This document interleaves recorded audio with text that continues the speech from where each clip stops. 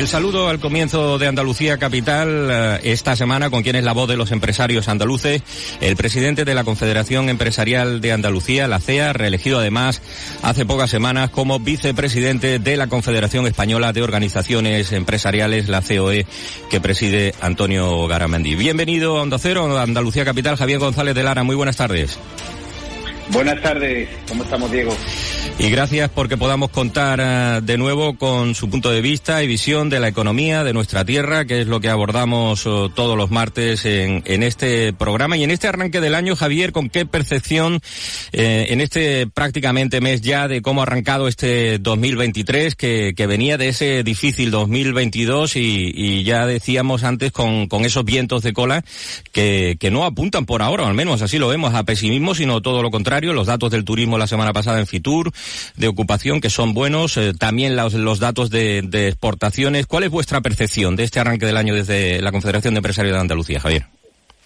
Bueno, es un tema que me permite una breve reflexión. Yo creo que hemos dejado, como comentabas, un año 2022, hemos dejado atrás un año difícil, un año muy difícil y complejo, un año especialmente turbulento, ¿no?, que ha afectado, en mi opinión, y de forma muy severa, a las familias, ha comprometido la supervivencia de muchas empresas. Y bueno, ya veníamos de una pandemia inédita que no nos ha ayudado, sino que todos pensábamos que el 2022 iba a ser el año de la recuperación, y por desgracia no ha sido así. No obstante, sí hay algunos factores que hay que recordar, ¿no?, sobre todo a los oyentes, ¿no? Los últimos tiempos han estado muy marcados por la incertidumbre, ¿no? Incertidumbre que ya ha echado raíces en nuestra sociedad en muchos ámbitos, la propia guerra, una guerra inesperada en el corazón de Europa, la invasión de Ucrania, la terrible pérdida de vidas y lo que significa la sacudida a la estabilidad de los mercados, con lo que eso ha llevado, y por no olvidar todo lo que ha sido la escalada de los precios de las materias primas, de la energía,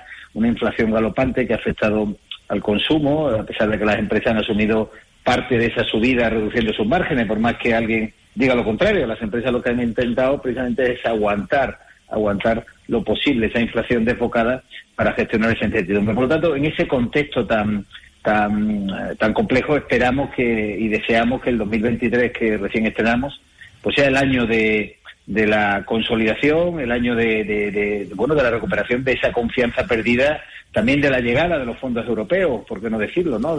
No solo de los Next Generation, sino el nuevo marco de apoyo comunitario que necesitamos, ¿no? Que necesitamos las empresas para de alguna manera volver a tener ese tono muscular que durante 3 años lo estamos sufriendo y padeciendo.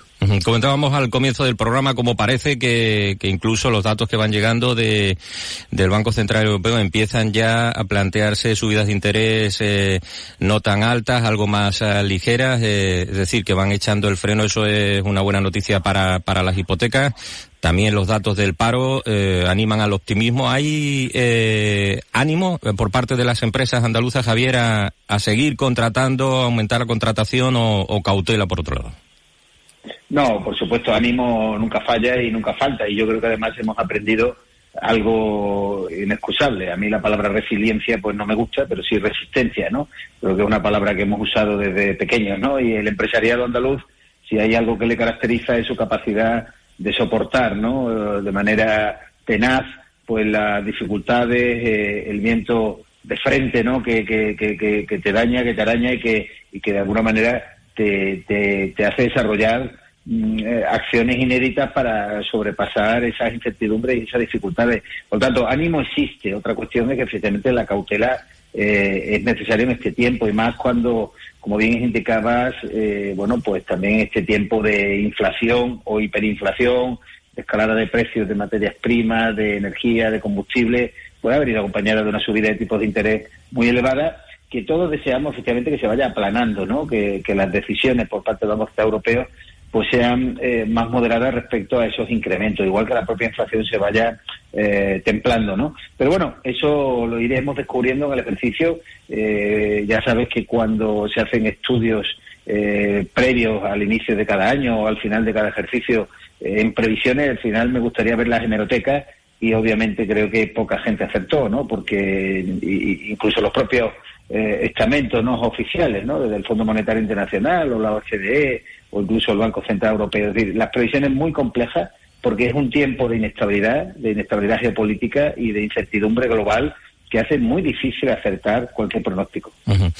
Desde tu punto de vista, como presidente de la CEA, Javier González de Lara, ¿qué teclas principales crees que se deben tocar, que se deben afinar más desde Andalucía para que esa sinfonía económica de la región suene cada vez mejor? El 2022 hemos hablado mucho de simplificación administrativa, también de las rebajas fiscales. ¿Por dónde hay que seguir caminando en nuestra región para que las cosas vayan mejor y sobre todo para que las empresas andaluzas sigan resistiendo esta situación? Pues bueno, eso es interesante. Yo creo que hay que seguir generando sobre todo un marco de confianza, ¿no? La economía y la confianza están unidas.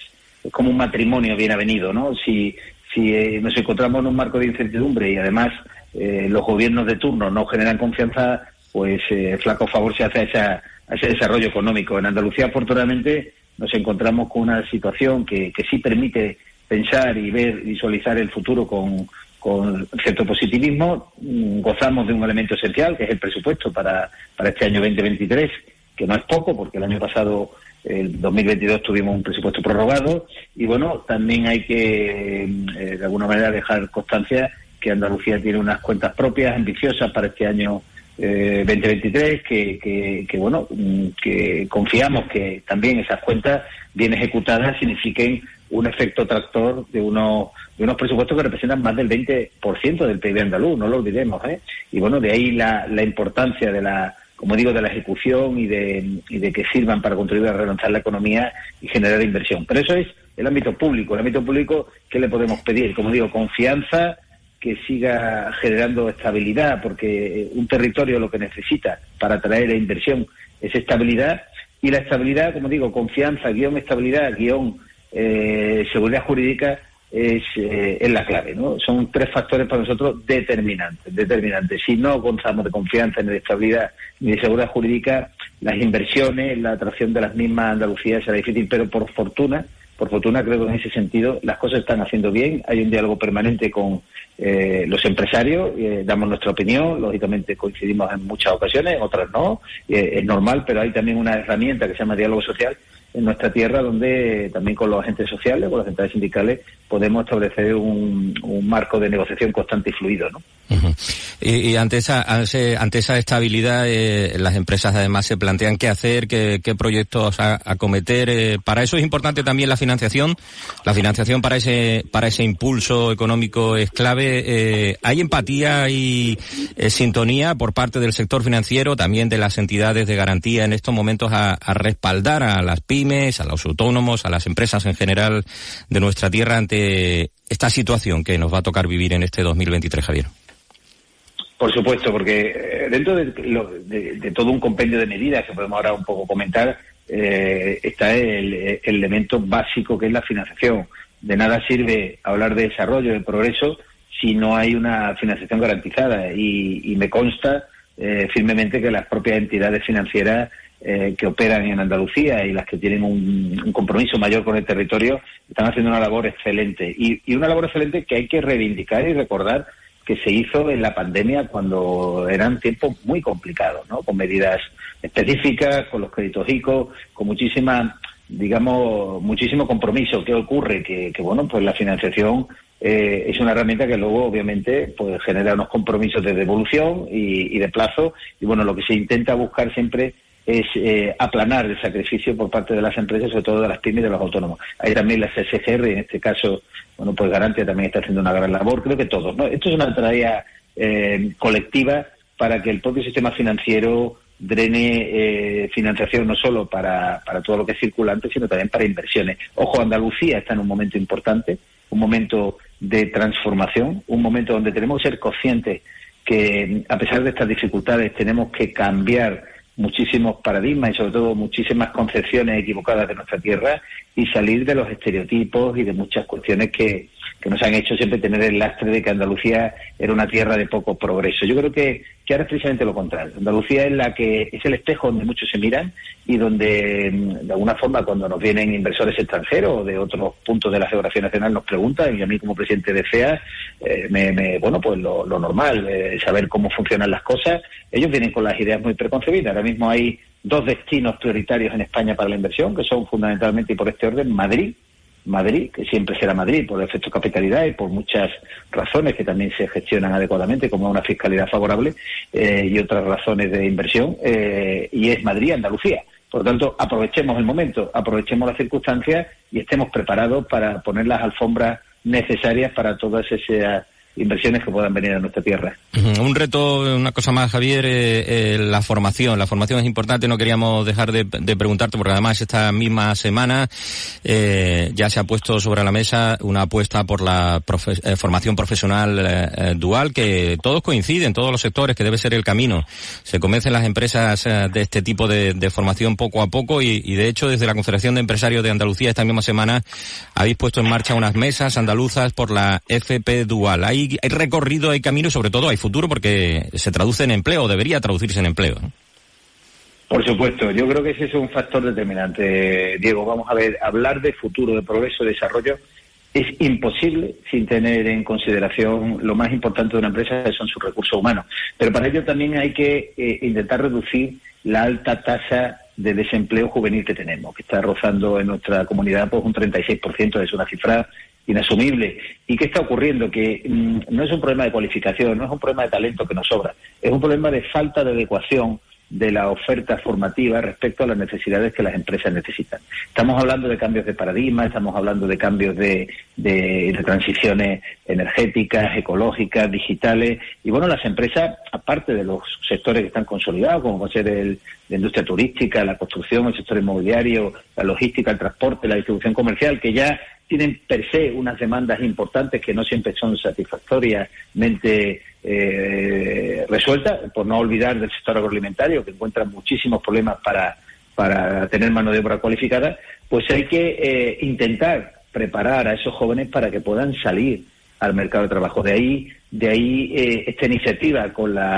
3 consejerías, estamos orgullosos desde la Confederación Empresarial de Andalucía y también del Consejo Andaluz de Cámaras, de poder tener con la Consejería de Desarrollo Educativo y Formación Profesional, la de Política Industrial y Energía y Empleo, Empresa y Trabajo Autónomo, pues una alianza para intentar dignificar, y lo digo claro, la palabra, dignificar la formación profesional y en concreto la FP Dual.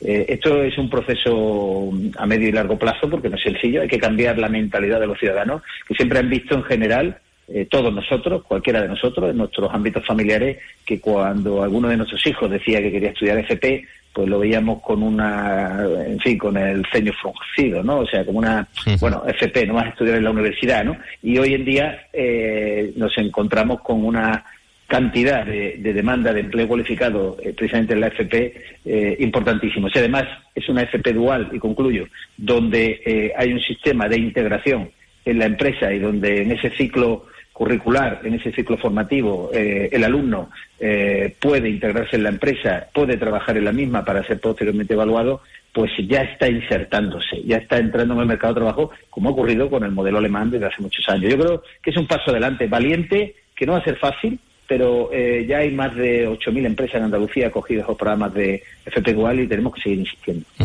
Y es sin duda, como dices, futuro y sobre todo futuro para los más jóvenes de nuestra tierra, así que seguro que este año hablamos mucho, lo haremos también en este programa de formación profesional dual, que es un camino de éxito para el mercado laboral de nuestra tierra. Primer análisis de la temporada en Andalucía Capital, Javier González de Herala, presidente de la Confederación de Empresarios de Andalucía. Seguiremos hablando a lo largo del año aquí en Onda Cero. Gracias, Javier, muy buenas tardes. Muy buenas tardes, muchas gracias, Diego, y muchas gracias, Andalucía Capital. Gracias.